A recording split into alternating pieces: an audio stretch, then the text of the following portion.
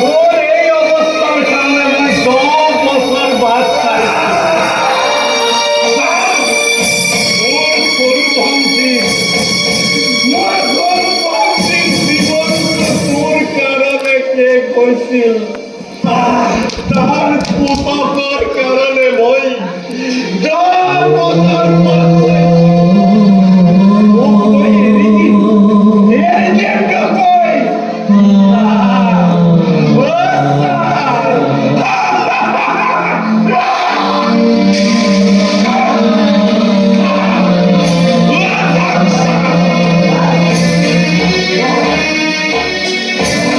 আমার সোয়ালি পুরর অন্তর বর্তমান নিষ্ঠার নজর সৌন্দর্য কহনদেই শান্তি কহনদেই শান্তি